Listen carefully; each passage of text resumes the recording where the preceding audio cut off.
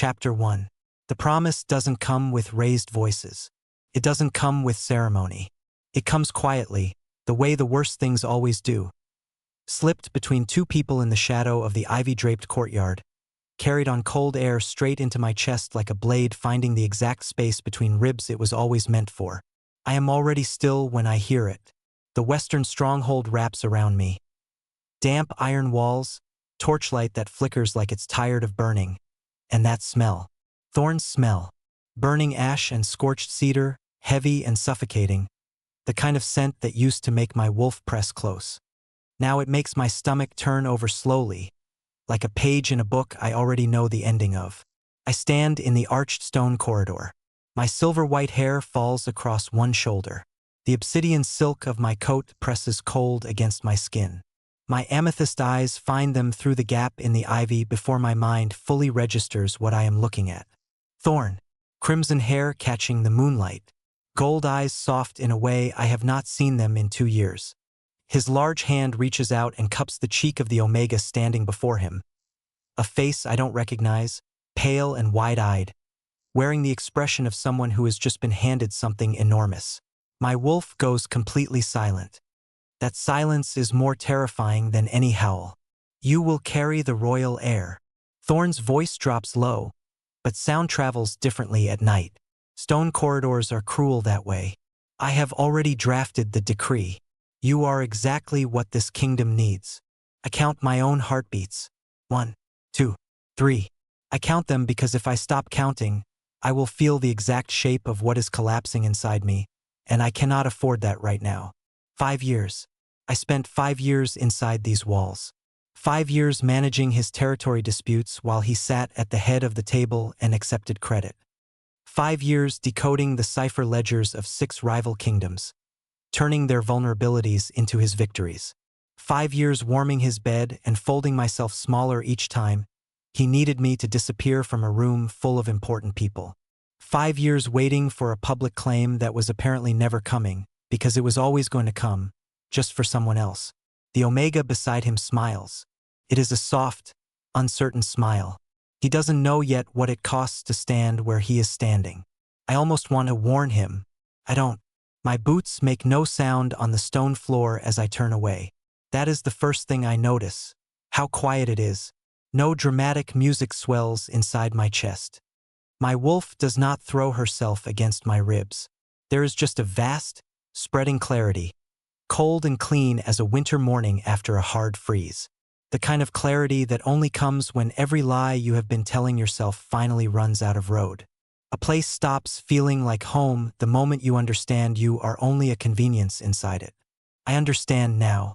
My chambers are dark when I enter. I don't light a lamp.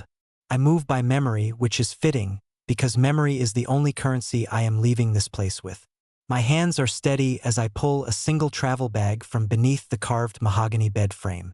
I do not pack much. A change of clothing. The small, stoppered vial of suppressant I keep behind the mirror. My worn leather gloves. And the master cipher ledger. I pause with it in my hands. Thorne's personal seal is embossed on the cover in dark crimson wax. This ledger contains the trade routes, the debt records, the coded identities of every informant operating inside the Western Alliance. Every secret his kingdom runs on, organized into my handwriting because I was the only one who understood it well enough to maintain it. I slide it into the bottom of my bag beneath the clothing. I tell myself it is insurance. I tell myself a great many things. His palace crest. A heavy silver disc on a silk cord, I place at the exact center of my desk. Not thrown. Not left crumpled on the floor. Centered. Deliberate. That detail matters to me in a way I cannot fully explain. It is the only statement I am willing to make tonight, and it says everything. The hidden south passage is behind the false panel beside the wardrobe. I press my palm to the stone and push. The mechanism clicks. The panel shifts.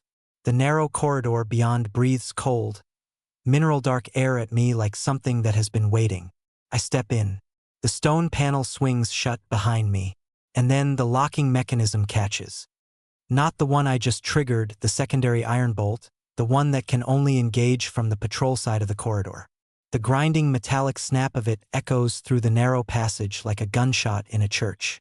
Boots, heavy, rhythmic, at least 4 sets of them, moving down the outer corridor with the particular cadence of the night patrol. They are early. They are never early. My hand finds the stone wall. My breath slows itself deliberately, one controlled exhale through my nose. The panel will not move from this side while that bolt is seated. I know this passage better than any guard in the stronghold. I mapped it myself 2 winters ago, when I first understood that exits mattered more than entrances. But knowing a thing and surviving a thing are 2 entirely different conversations. The footsteps stop directly outside the panel. Chapter 2. The footsteps don't move. For sets. Right there. Separated from my body by 6 inches of stone and 1 iron bolt I cannot touch from this side. I count their breathing patterns the way I used to count Thorne's moods, by rhythm, by weight, by what the silence between sounds is actually saying. One guard shifts his footing. Boot leather scrapes stone. Another clears his throat. Ordinary sounds. Patrol sounds. Not search sounds. They don't know I'm here. Not yet. I press my spine flat against the passage wall and do not move. My wolf remains completely still inside me, coiled and waiting. Every instinct she is pointed at that iron bolt like an accusation. If she surges now, my scent spikes. If my scent spikes, the guard closest to the panel will turn his head exactly the way predators do when something shifts in the air around them. So I hold her down with both hands, metaphorically speaking, and I wait. 43 seconds. It feels like a geological era. Then the patrol moves on, boots fading back into the general silence of the stronghold, taking their rhythm and their obliviousness with them. The iron bolt doesn't disengage. It was triggered by their passing weight on the pressure stone outside, which means it will reset on its own in approximately 4 minutes. I know this because I built that failsafe myself. Every exit I mapped, I also armed. Not for escape. At the time, I told myself it was for Thorne's security. Now, standing in the dark with a bag full of his kingdom's secrets and 4 minutes to wait, I understand that some part of me was always planning this. Some part of me knew, long before tonight, that the door I needed most was the one out. The bolt clicks open. I move. The south passage spills me out past the stronghold's outer curtain wall into the beginning of the forest, where the pines are so dense the torchlight from the watchtowers doesn't reach. Rain has started while I was inside. Not gentle rain. A full, driving, eastern storm that hits my face like a flat hand and immediately plasters my silver-white hair across my cheekbones. I pull my obsidian coat tighter and walk. The eastern border is 30 miles from the western stronghold through mountain terrain. In clear weather, on horseback, it is a half-day's ride. On foot, in a storm that is rapidly becoming a deluge, in the dark, it is something else entirely. My boots find mud instead of path. Twice I go down to one knee on a hillside that has become a slow-moving river of runoff. My gloves are soaked through within the first hour. The cipher ledger is wrapped in oilskin at the bottom of my bag, that I protected above everything else. My body hurts in the clean, honest way that physical exhaustion hurts. Not the other kind. Not the kind that lives beneath the sternum and doesn't have a name you can say out loud. That kind, I am not letting myself feel yet. There will be time for that later. Or there won't be. Either way, not now. The storm gets worse before it gets better. By the time the terrain flattens and the tree line breaks, I can barely see the sky. Rain comes sideways. Lightning carves the mountain ridge above me in white light. And in that half-second of illumination, I see the black granite border stones rising out of the mud 20 yards ahead. Eastern Territory. I have never crossed this line in 5 years. My legs carry me forward anyway. I am 6 feet from the first granite marker when I hear the horses. Not one horse. Several. Heavy war horses, armor-weighted, moving at a controlled trot through the storm from the eastern side. I stop walking. My amethyst eyes adjust through the rain. Torchlight, orange and insistent even against the deluge, bobs toward me through the dark. They materialize out of the storm like a sentence I wasn't prepared to read. The man at the front is enormous. Midnight black hair soaked flat to his forehead, dark leather armor running with rain, a jaw cut from the same granite as the border markers at his back. Ice blue eyes that find me through the downpour with the precision of something that does not miss. His horse is massive, black, and entirely unbothered by the storm. Behind him, identical in face but different in bearing, sharper, more angular, carrying tension in his shoulders the way soldiers carry weapons, rides his twin, General Rail, Alpha King Ridian. My wolf moves, not a surge, not the desperate clawing scramble she does when she's afraid. Something older than that. Something foundational, like a compass needle swinging to find north after spinning for 5 years in a room with no true direction. The pull is so immediate and so complete that my knees register it before my brain does, going soft beneath me in a way I refuse to allow. I lock them. I stand straight. I meet those ice blue eyes across the rain. Ridian's horse chooses that exact moment to rear. The massive animal goes up on its hind legs, hooves cutting the air, spooked by a lightning strike on the ridge above us. Ridian controls it with one hand and absolutely zero visible alarm. His other hand drops to the sword at his hip. The blade clears the scabbard 2 inches. My body goes ice cold and perfectly motionless. Not from fear, something more complicated than fear. My wolf is simultaneously screaming at me to run toward him and screaming at me to run away, and the contradiction of it is almost funny, in the way that nothing about this night is funny at all. Ridian's ice blue eyes hold mine. His hand stays on the sword hilt. The rain hammers between us. Then he releases the sword. His hand comes up instead, open, palm facing me, large and calloused and extended in my direction with a deliberateness that removes all ambiguity about what the gesture means. My bare fingers touch his. The spark is not metaphorical. It moves through my hand, up my arm, and detonates somewhere behind my sternum with the force of something that has been waiting an extremely long time to happen. My breath leaves my body. Every carefully constructed wall I have been building and maintaining and reinforcing for 5 years inside that western stronghold shudders on its foundation simultaneously, and I understand, with the kind of cold, crystalline, unwanted certainty that has defined this entire night, that I am in serious trouble. The kind you don't recover from. The kind you don't want to. Chapter 3. The eastern stronghold is nothing like the west. I notice it before we clear the outer gate. The western stronghold announces itself. Everything there is built to intimidate, to remind you of hierarchy, to make you feel small by architectural design. High ceilings that dwarf you. Corridors so long you feel the distance as a statement of power. Every room calibrated to make Thorne seem larger simply by contrast. Ridian's fortress breathes differently. Stone walls, yes. Guard towers, yes. But the courtyards are functional rather than decorative, training areas, supply stations, spaces built for use rather than display. No ivy performing elegance over structural neglect. No torchlight arranged for drama. Just honest, heavy fortification, built by people who expected to actually live inside it. I walk through the gate wrapped in a borrowed riding cloak that smells of cedar and rain, and something beneath both of those things that my wolf will not stop cataloging with an attention to detail I find frankly inconvenient. Ridian walks 3 feet to my left. He has not touched me again since the border. He has also not stopped watching me with those ice blue eyes, which is somehow both more comfortable and more disorienting than being touched. His people stare. Openly, the way people stare when they're too disciplined to whisper. A foreign omega, unclaimed, arriving at their king's side in the middle of a storm with no escort, no pack crest, and enough western stronghold scent on his coat to make identification obvious. I keep my chin level. I have been looked at my entire life. I am very good at pretending I don't feel it. An attendant leads me to a chamber on the 3rd level, stone-walled, firelit, with a window that looks east over terrain that turns gold at first light apparently, though the storm still owns the sky tonight. The room is plain but large. No silk. No carved mahogany.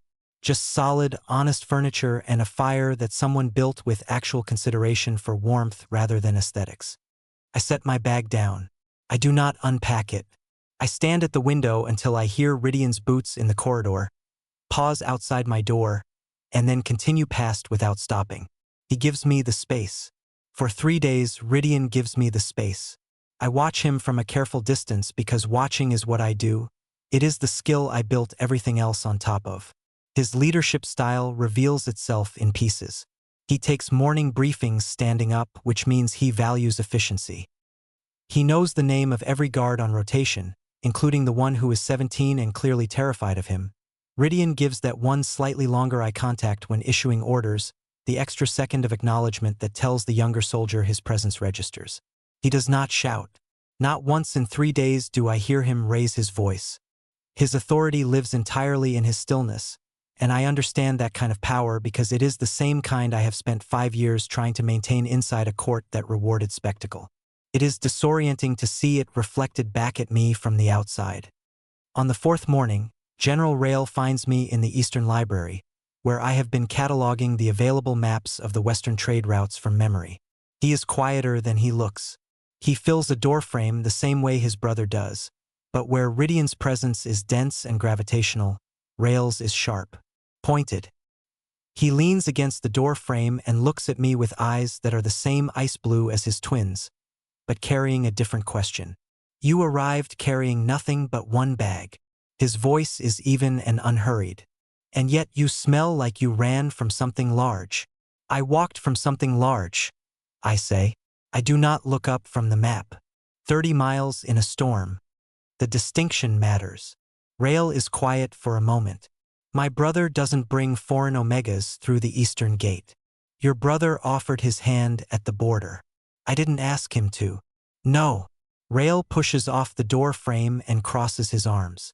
Which is exactly why I'm in this library instead of turning you back over to Thorne's riders. He lets the last 2 words land with careful deliberateness. What are your intentions in the east? I look up from the map then. My amethyst eyes hold his ice blue ones without flinching. To not be where I was. That is not an intention. That is a direction. Then my intention, I say, is to earn my place here the same way I earned it everywhere else. Through work that actually matters. Not through belonging to someone. Rail studies me for a long stretch of silence. He has his brother's quality of stillness. It runs in whatever blood built them both. He leaves without another word. I exhale very slowly and return to the maps.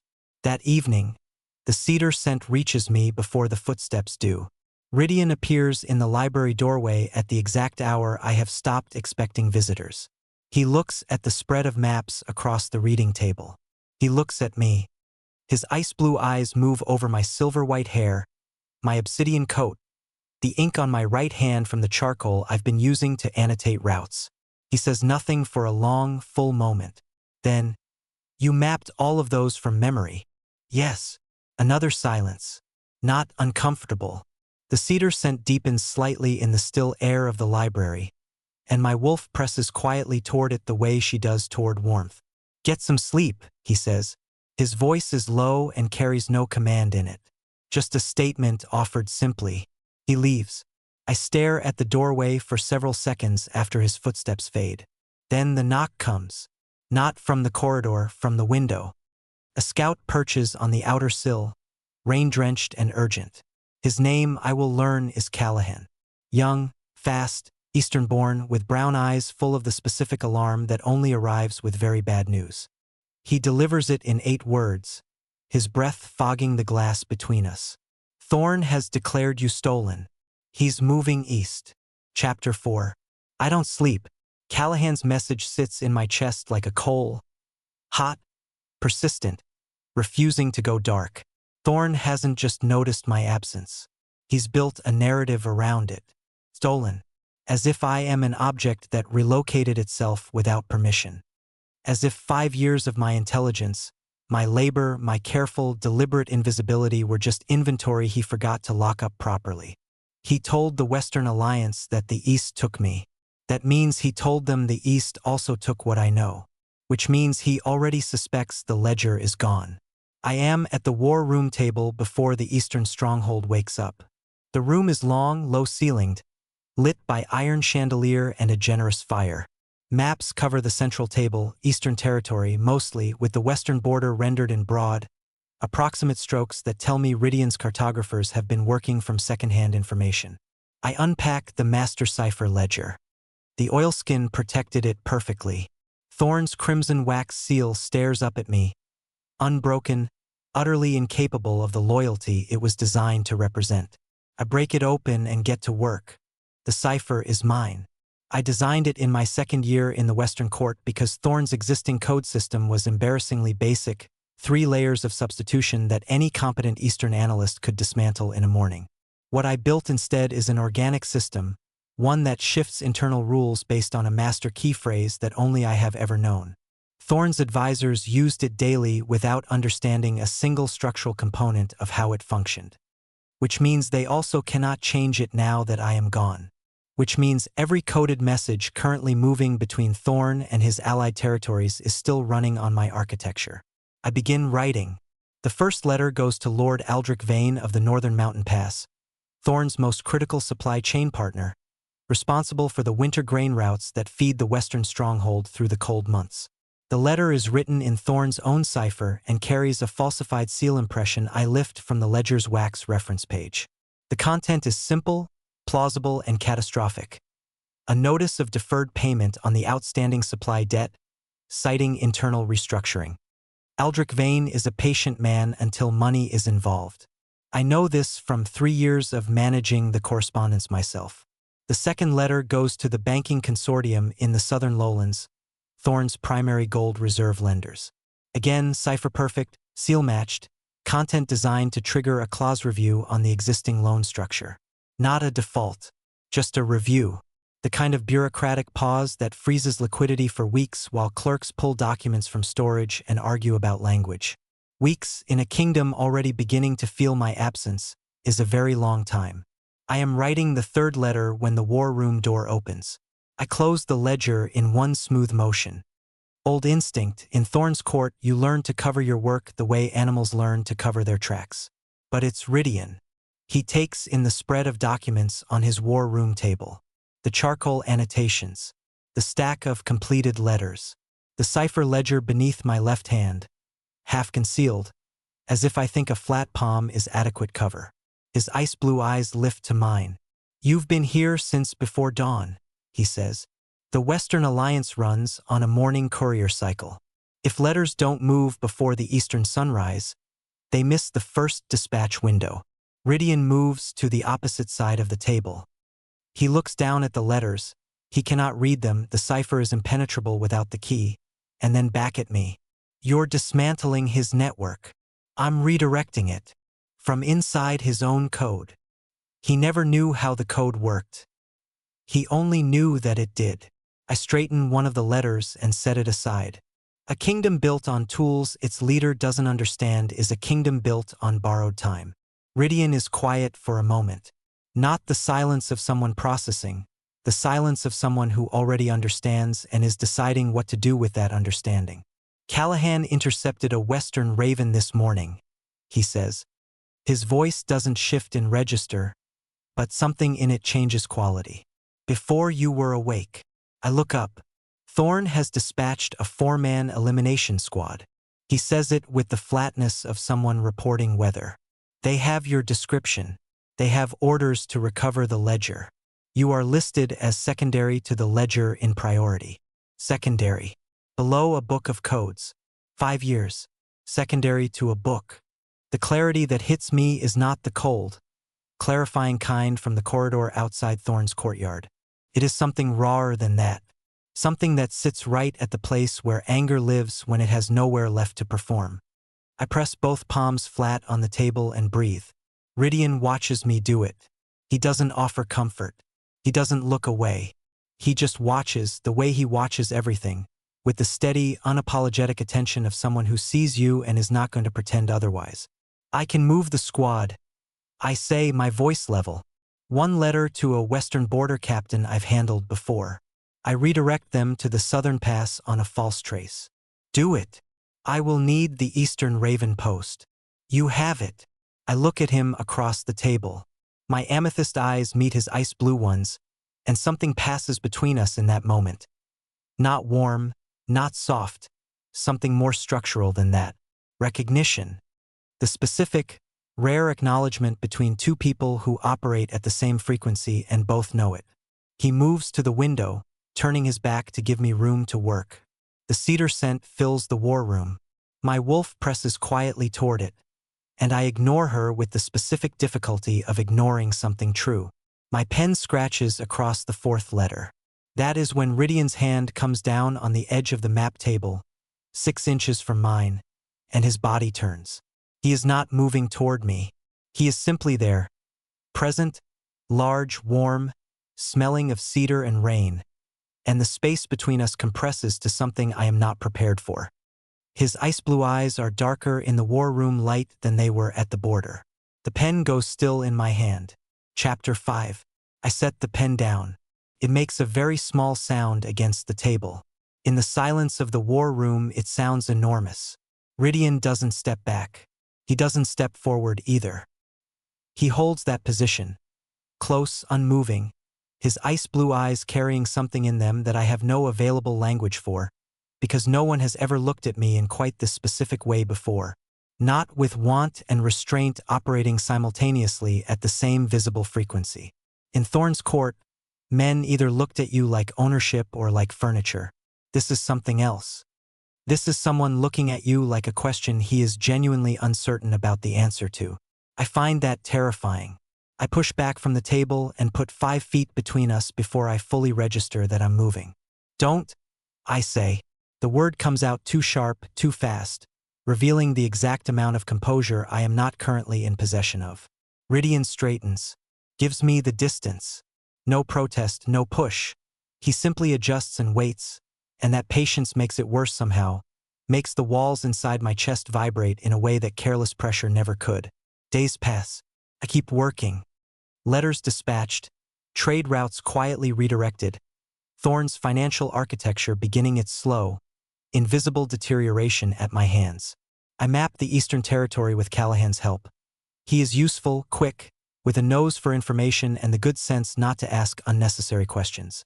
General Rail watches me with eyes that are warming by degrees, the suspicion not gone but no longer the dominant current. Rydian and I circle each other through the fortress with the careful precision of 2 people managing something large that neither of them has agreed to name. It is exhausting. On the 7th evening after the war room, I stand at the window of my chamber and watch the last of the sunlight leave the eastern ridge, and I feel the accumulated weight of the last 5 years land on me all at once, the way a building lands when its foundation finally gives. Not dramatically, not all at once, but in one terrible, irreversible moment of structural surrender. My hands shake on the stone sill. I have not cried since I was 17. That is not a point of pride. It is a survival adaptation, the same way a body in extreme cold stops sending blood to its extremities. You preserve the core. You keep the essential systems running. The peripheral things, softness, trust, the ability to accept comfort, those were the first things I routed away from. The shaking won't stop. I grip the windowsill harder and close my eyes, and that is when I hear the door. Not a knock. A careful push, the hinge slow and soundless, the kind of entry that is deliberate about not startling. My wolf registers the cedar scent before the footstep. She stops shaking immediately.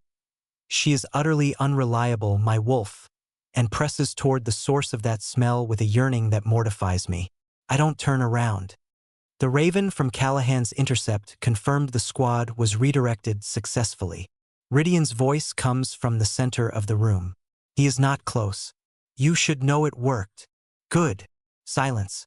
Your hands, he says quietly.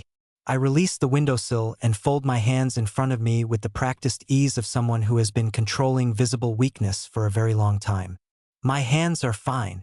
Another silence. Longer. You don't have to do that here. His voice carries no demand, no pity. Something more neutral and somehow more devastating than either, an honest observation, delivered carefully, like someone placing something fragile on a surface they're not sure will hold. And that does it. That does it in a way that shouting couldn't, in a way that kindness performed for an audience couldn't. The plain, low certainty of it. I turn around. Rydian is standing in the center of my chamber, still in his dark leather armor, ice blue eyes carrying that same unreadable steady current. He looks at me across the room without speaking, and I realize with a clarity that physically hurts that he has never once in the 12 days I have been inside his fortress looked at me with anything I needed to protect myself from. I don't know how to do this, I say.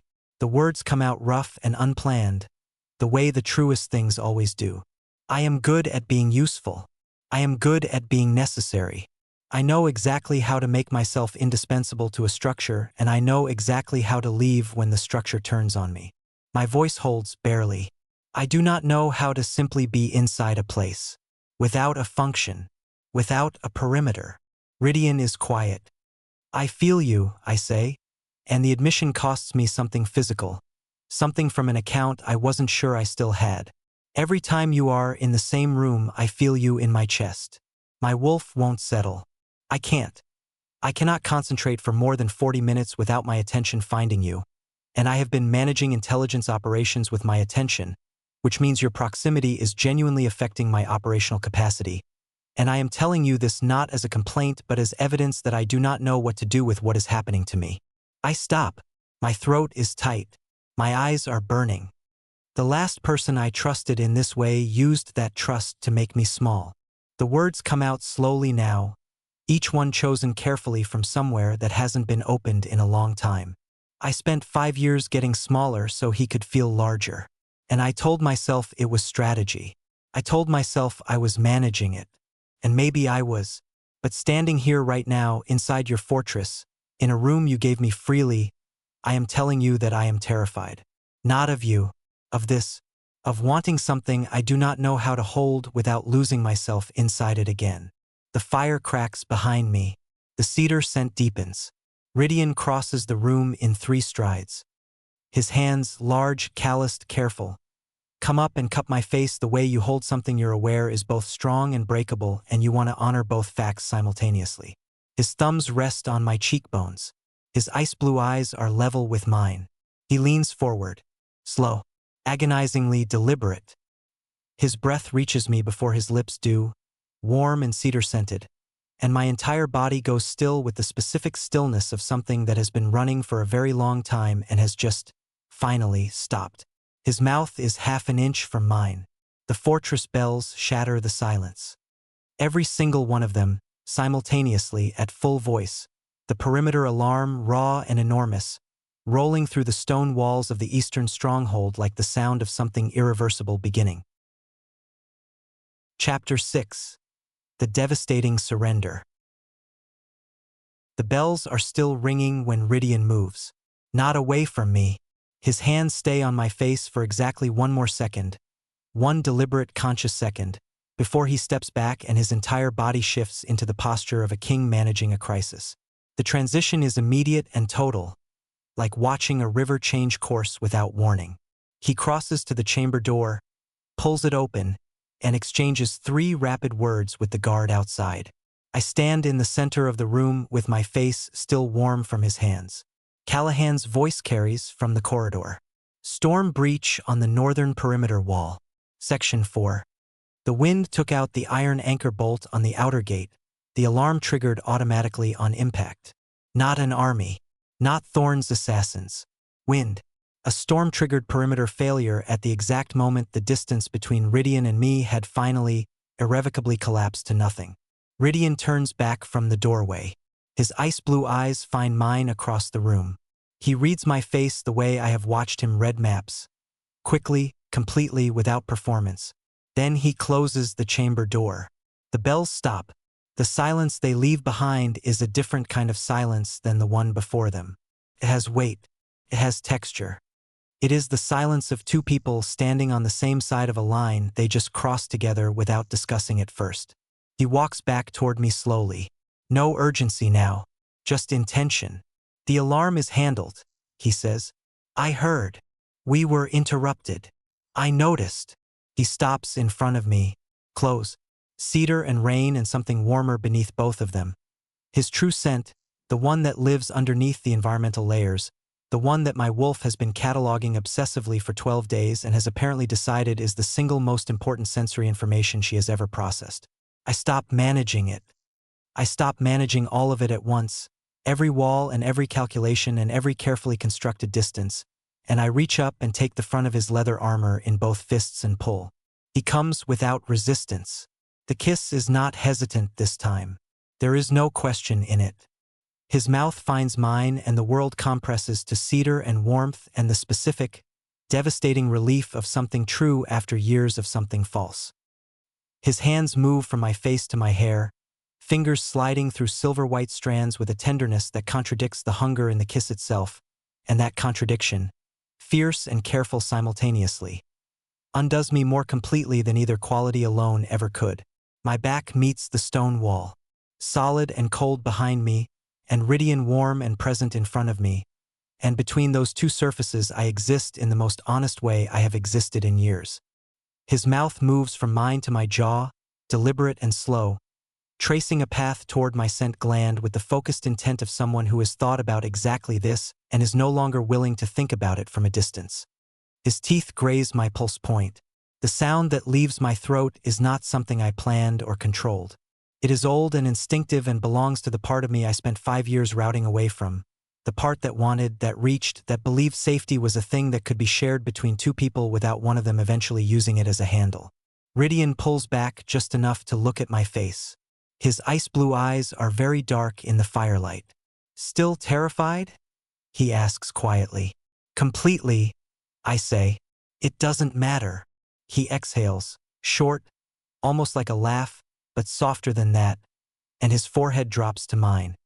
We stand that way for a moment that has no productive function whatsoever and is the most important moment I have experienced in recent memory. Then his hand finds my left shoulder. Not by accident. He pushes the collar of my obsidian coat to one side, slowly, and I know what he is looking at before I look at his face. I know by the way his body changes quality beside me. Not anger, not pity. Something harder than both. Something cold and specific. Thorne's mark. Not a bond mark. A brand. A small, deliberate burn scar in the shape of the western crest, placed where a claim mark would go by a man who wanted ownership without the commitment of an actual bond.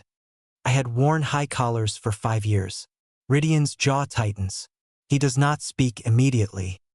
He raises his hand and presses 2 fingers lightly against the scar. Not healing, not erasing, just acknowledging. Seeing it without looking away. "He marked you without bonding you," Rydian says. "Low level. So I couldn't be claimed by anyone else without the question arising." My voice is steady. "It was efficient." Rydian looks at me. The steadiness in his eyes has a different quality now. Not the patience of a king. The specific, quiet fury of someone who has looked at an injustice and made a very calm decision about it. "He will not touch you again," he says. Not a promise designed to comfort me. A statement of fact being entered into a record. Before I can respond, the chamber door slams open.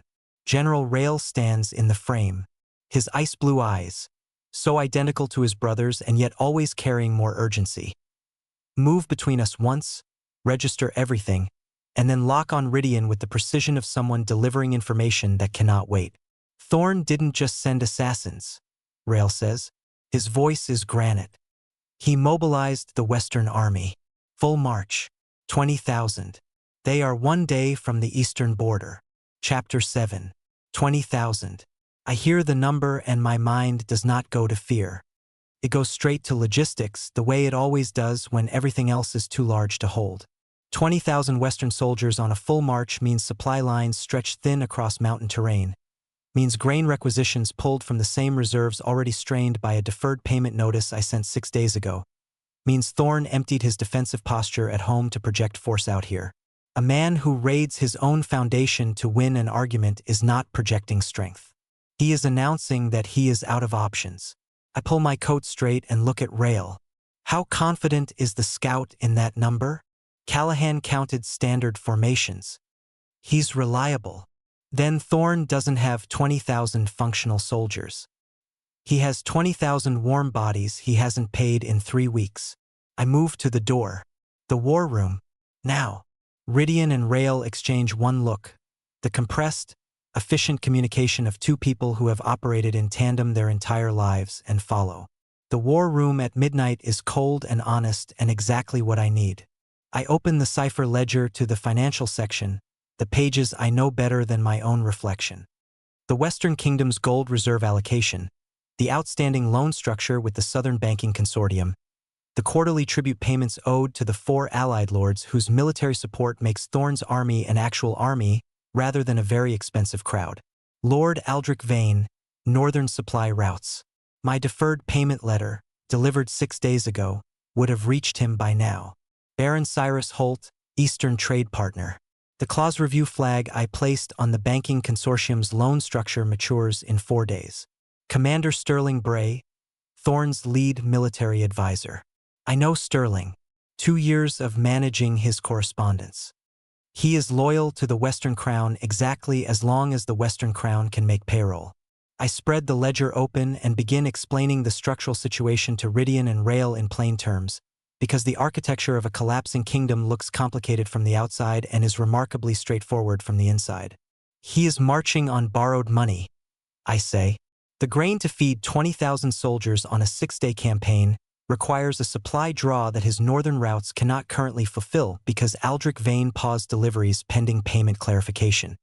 Which means by day 3 of this march, his army is eating reserves that do not exist. Rael leans over the map.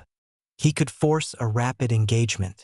Hit the border before the supply issue becomes critical. He could, if his allied commanders are willing to move at that pace. I turn a page. Sterling Bray has been Thorne's right hand for 11 years. Sterling communicates with 3 of the 4 allied lords on a weekly basis. He is also the man who told me privately, in year 3 of my time at the Western Court, that he would not die on a hill for a king who didn't understand his own finances. The room is quiet for a moment. Sterling already knows the finances are collapsing. I continue. He doesn't know I caused it. He thinks it's Thorne's mismanagement, which, structurally, it is Thorne mismanaged the only person who actually understood the system. I close the ledger. Sterling will not order his allied lords into a full Eastern engagement once he reviews the supply projections. He will delay. And in the time that delay creates, the Banking Consortium's clause review matures and freezes the remaining liquid assets. Rydian has been standing very still through all of this, watching me, those ice-blue eyes carrying the same focus quality they carry when he is making decisions that matter. So the army runs out of food and money before it reaches effective engagement range, he says. If my timing is accurate. Yes. And if your timing is off. I look at him. My timing has not been off yet. Another silence. Rael makes a sound that is not quite a laugh but is adjacent to one. Meanwhile, 200 miles west, the thing I expected is already happening. I know it not from a raven, the confirmation will come later, but from the logic of the situation, which I understand the way I understand my own handwriting. Thorne is sitting in his throne room looking at numbers that no longer add up. Vance, the new Omega, the one with the soft smile and no understanding of what he walked into, is standing somewhere in that stronghold with no idea how to read a cipher or redirect a trade route or manage the morning raven cycle. He was chosen for his compliance, his traditional presentation, his willingness to exist quietly beside a man who needed a symbol rather than a partner. Symbols cannot run a kingdom. Thorne is discovering that now, in real time, with the specific dawning horror of someone who threw away a tool mid-operation and has just encountered the part of the operation that requires it. Sterling's raven arrives before dawn. Callahan brings it to the war room with the careful expression of someone carrying something fragile. The outer seal is Western.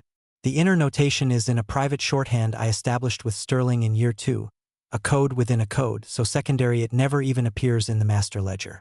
I read it once, then I read it again. Sterling is not asking Thorne to stop the march. Sterling is asking me, directly by name, to tell him what I need him to do. Sterling has already chosen a side. He chose it before the army even left the western gate. I look up from the raven parchment and find Rydian's eyes across the war room table. Thorne arrives at the border tomorrow, I say, and he will arrive alone in every way that actually counts. Chapter 8. The eastern border at first light looks nothing like it did the night I crossed it in a storm. The black granite markers stand clean and sharp in pale morning light, the mountain ridge behind them holding the last of the night's shadow. The air is cold, carrying the specific stillness that precedes large events, the kind of quiet that is not peaceful but suspended, everything holding its breath. I stand 3 feet in front of the first granite stone. Rydian is to my left, Rail to his left, one hand resting on his sword. Behind us, the eastern border garrison, 40 soldiers positioned, silent, watching the western side of the ridge with the focused calm of people who have been told exactly what is coming and have chosen to hold their ground anyway. Thorne's army appears over the ridge at precisely the hour I calculated. He is at the front. Of course he is. Thorne understands theater even when he understands nothing else. Crimson hair in the morning wind, gold eyes scanning the border line with the expression of a man who expects the room to rearrange itself around his entrance. He is mounted on the largest horse in his formation, which says everything about how he makes decisions. I watch him see me. The recognition moves across his face in sequence. Surprise, then something that tries to be relief, then the rapid reconstruction of authority over both. He pulls his horse to a stop 20 feet from the granite markers and looks at me the way he always looked at me, like I am a piece of furniture that has moved itself without instruction. You, he says, as if that is the beginning of a sentence rather than a complete failure of language. Thorne, I say. His gold eyes move to Rydian. They harden immediately the way weak foundations harden when they feel structural pressure, not from strength, from brittleness. You took what belongs to the Western crown. His voice is carrying. He is performing for his soldiers behind him. Return my Omega and the stolen documents, or this becomes a declaration of war. Rydian does not respond. He stands with his hands loose at his sides and his ice blue eyes carrying the particular quality of someone who is not threatened and finds it mildly interesting that threat was attempted. I speak before the silence becomes Rydian's answer. I left. There is a distinction. Thorne's jaw tightens. You left with classified Western intelligence. I left with work I produced. There is another distinction. You are property of the Western Alliance under the terms of our bond. And there it is, the word he was building toward, the justification he has carried here across 200 miles and 20,000 soldiers. I look at him with complete steadiness. We never bonded, Thorne. The blood pact is a contract, I say, with terms, specific, written, legally binding terms. I reach into my coat. The document I remove is not the cipher ledger. It is a single folded page, worn at the creases from being carried close to my body for 5 years. Terms that you agreed to in your own throne room, in front of your own council, in the 3rd month of my tenure in the Western Court. I open it. The blood pact contract. Both our names, both our bloodlines, the terms written in the formal language of Western Alliance law. Thorne's signature at the bottom, alongside mine. Thorne stares at it from 20 feet away. He knows what it is. I can see the moment he remembers it, the slight faltering of his performative posture, the rapid reconstruction as he decides the document is not the threat I'm presenting it as. That contract requires your return to the Western Court under the claim continuity clause. I finish. Yes, which states that my obligation to the Western Crown holds as long as the Alpha Party maintains exclusive succession intent. I let that sentence sit for exactly 2 seconds. You promised the royal heir to Vance, in the Ivy courtyard, on the 14th night of this month, in front of 2 witnesses you didn't notice. The mountain is very quiet. The claim continuity clause is nullified. I say, the moment you assign succession to another, your own lawyers wrote that clause, Thorne, to protect you from Omegas who might contest a future claim. You never imagined you'd need protection from your own language. I fold the document with one clean motion and return it to my coat. The Western Alliance blood pact is void. Has been void since the moment you made that promise.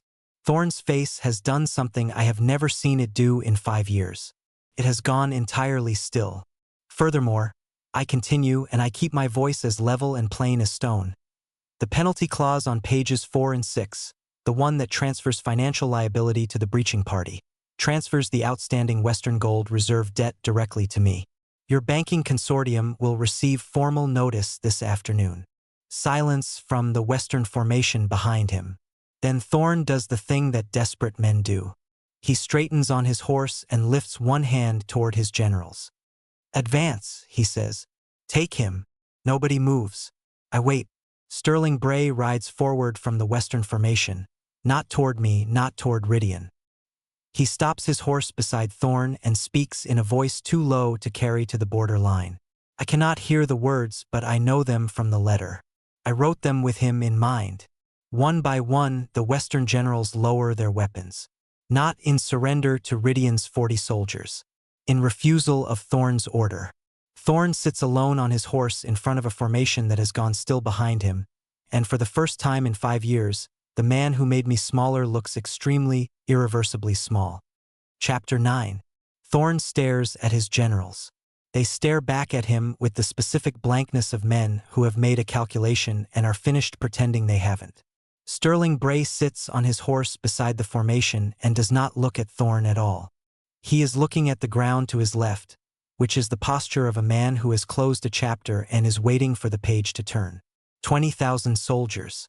And not one of them moves forward. The silence at the granite markers stretches long enough to become its own kind of verdict.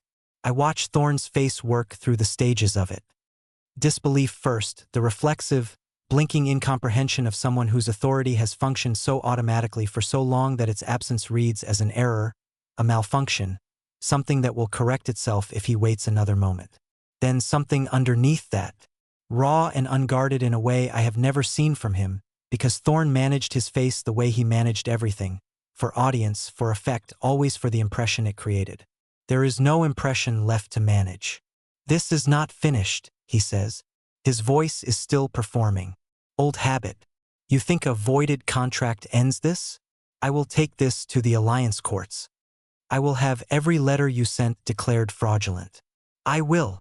The letters, I say, were written in a cipher that I designed, using a key phrase that has never existed in any Western document. There is no record of the cipher's architecture outside my own mind. Every letter is untraceable as interference. I pause. What the courts will find is a series of standard business communications, all moving within normal diplomatic channels, none of them containing language that constitutes fraud under alliance law. I was very careful about the language. Thorne's jaw closes. I was also careful, I continue, about the timing of the banking consortium notification. It was designed to arrive simultaneously with the military dispatch record showing you mobilized 20,000 soldiers toward the eastern border, an aggressive foreign action taken against a solvent, politically stable territory. That combination, under the financial code of the Southern Accords, triggers a mandatory lender review and an immediate freeze on all outstanding credit. His gold eyes narrow. He is calculating now, which means he is frightened. Thorne only calculates when he is frightened.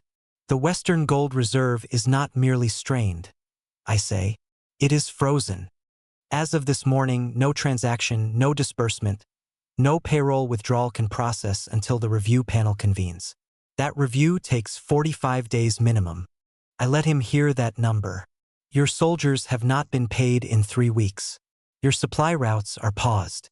And your crown's financial authority is suspended for 45 days starting today. The mountain air carries the sound of the western formation shifting behind him. Not moving, just the small, collective sound of 20,000 people quietly absorbing information they were not briefed on. Sterling Bray rides back into the formation without a word. You did all of this, Thorne says low and tight, from inside his fortress. He means Ridian. His gold eyes cut to my left. I did it with a pen and a ledger you never bothered to understand. I say, the same ledger I maintained for 5 years. The same work you accepted credit for in every alliance meeting you attended. The same intelligence you used to call your own strategic instinct. My voice does not rise. It does not need to. You built a kingdom on a foundation you couldn't read. The foundation left. The kingdom followed. Thorne looks at me for a long time. And here is the thing about being looked at by someone who once made you feel invisible. The look has no power anymore. It is just a man on a horse in front of a mountain, at the end of a road he built with his own arrogance. I do not feel triumph. I do not feel closure the way stories promise you will. I feel the same thing I felt in the corridor when I heard him make his promise to Vance. A vast, spreading clarity. Cold and clean and absolute. Go home, Thorne. He does not move for 3 full seconds. Then he wheels his horse without another word and rides back through his own formation. The Western generals part for him automatically. 20,000 soldiers turn, in the slow, grinding, collective motion of a tide reversing, and begin the march back toward a kingdom waiting to be reclaimed by whoever is strong enough to hold it together without me. Ridian stands to my left in complete silence until the last Western rider disappears over the ridge. Then, the penalty clause transfers the debt to you. Yes, that is a significant amount of Western gold. It is. I watch the empty ridge. It will fund the Eastern Medical Station's rail asked you to approve 3 months ago, and the Southern Road infrastructure. I already drew up the allocation. I reach into my coat a second time and produce a folded page covered in neat columns. I hold it out without looking at him. He takes it. He reads it. When he looks up, his ice blue eyes carry something new. Not surprise, Ridian is not easily surprised. Something deeper. Something that looks like the specific regard a person develops for something they are beginning to understand is permanent. You decided how to spend the money before the confrontation, he says. I decided before I wrote the first letter. I finally look at him. I didn't do this for revenge. I did it because what he built should be used for something that actually matters. The ridge is empty. The morning light is full and gold now, pouring over the granite markers and the mountain terrain beyond. Ridian folds the allocation page and places it inside his armor. His hand finds mine at his side. Not a gesture, just contact. Steady and warm and present, the way he is present, without announcement, without performance, without the requirement that I shrink to make it comfortable. My wolf settles completely. For the first time in 5 years, she has nowhere left she needs to run. Chapter 10. We ride back through the eastern gate as the morning light clears the ridge completely. The gold of it comes slowly, the way real things come. Not dramatic, not sudden, just a gradual revelation of what was already there, waiting for the dark to finish. It crosses the granite markers, moves over the mountain terrain, fills the eastern courtyard in warm, honest increments, and by the time Ridian and I dismount inside the gate, the stronghold is fully lit. I stand in the courtyard and let it reach me. The western ridge behind us is empty. Not dramatically empty, not the absence of something that was enormous and terrible, but the ordinary, quiet emptiness of terrain that has returned to being simply terrain. The army is gone. The threat is gone. Thorne is somewhere on that road back to a kingdom that will spend the next 45 days conducting a mandatory financial review. A council that is already rearranging itself around the understanding that the crown's authority is suspended, and a throne room that contains exactly one Omega who was chosen for his softness and has just inherited a crisis he was never prepared for. I think about Vance once, briefly, with something that is not satisfaction and not pity but lives in the territory between them. He did not choose the position any more than I chose mine. He chose a man who presented himself as a certainty and turned out to be a performance. I know what that looks like from the inside. I hope someone tells him early enough that he still has time to leave. I hope he leaves. Callahan meets us in the courtyard with the morning report, 3 ravens, 2 routine Eastern dispatches, 1 from the Southern Banking Consortium confirming receipt of the penalty clause notification and acknowledging the formal freeze on Western accounts. He hands me the latter with the expression of someone who has spent the last 2 weeks watching events move faster than his understanding of them and has decided to simply keep pace and ask questions later. I read it, sign the acknowledgement, hand it back. The allocation document, I tell him, goes to General Rail for implementation review. Tell him the medical station funding is priority. The road infrastructure can sequence behind it. Callahan nods and moves. I stand in the middle of the eastern courtyard as the stronghold comes fully awake around me. Guards rotating off the night watch. An attendant carrying firewood across the far end. Someone in the east kitchen beginning the particular rhythm of the morning meal. The ordinary, living sound of a place that functions. Ridian appears beside me without announcement. He does that, arrives without requiring acknowledgement of the arrival. No theater, just presence. We stand side by side for a moment in the warming courtyard. Rail is going to want a full strategic debrief, he says. I know. This afternoon works. He will also want to formally record the penalty clause transfer. Legal witnesses, alliance notation. I expected that. And the Eastern Council will want to discuss your formal status here. He pauses, not for effect, because he is choosing his words with the same care he gives to everything that matters. I will want to discuss it too, separately. I turn my head and look at him. The morning light does something honest to his face. The sharp jaw, the midnight black hair, the ice blue eyes carrying their familiar, steady depth. He looks like someone who has already made a decision and is waiting for the conversation to catch up to it. My formal status, I say. You are not a guest. You are not an asset. Those categories don't fit. His voice is even and plain. I want to give you a category that fits. My wolf presses warmly toward him. She is embarrassingly obvious. My wolf. She has been obvious since the border. That category comes with implications. I say. I know what it comes with. I am not easy to be bonded to. I will always have an opinion about resource allocation. I will rearrange your cipher systems. I will work in your war room before dawn. I know. I am telling you this plainly so that it is not a surprise later. Nothing about you, Rydian says, with the particular quiet certainty that lives in the chest rather than the throat, has been a surprise. You are exactly what you appear to be. You are exactly what I would ask for if I thought asking was a reasonable option. I look at him for a long moment. Then I look at the eastern ridge where the sunlight is full and unobstructed now, falling clean and permanent over terrain that is mine to stand on, not because someone assigned me to it, not because I made myself useful enough to be kept, but because I left the place that made me small and walked 30 miles in a storm toward the thing that recognized me as I actually was. I think about what it costs to leave. The nights you spend telling yourself you are managing, you are strategic, you are fine. The way you learn to fold yourself smaller by degrees, so gradually you don't notice it happening until the day you stand in a dark corridor and hear someone promise your life to another person and the only thing you feel is clarity. I think about what it means to stop running. Not because you ran out of road, but because you finally found ground worth standing on. Real power is not the thing you perform for the room. It is the thing that remains when the performance is finished, the self you kept intact through all of it, the grace you refused to surrender no matter how much pressure was applied, the clarity that tells you when to leave and the courage that moves your feet. I kept those things. Through 5 years of being made smaller, I kept them. Standing in this courtyard, in this light, beside this man, I understand that keeping them was the whole point. Rydian's hand finds mine. I let it stay.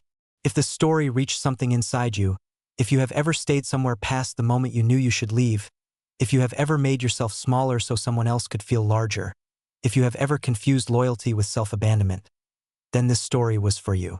Subscribe and turn on notifications so you never miss the stories on this channel that exist to remind you who you actually are.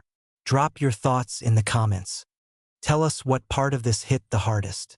Your words might be exactly what someone else scrolling through needs to read tonight.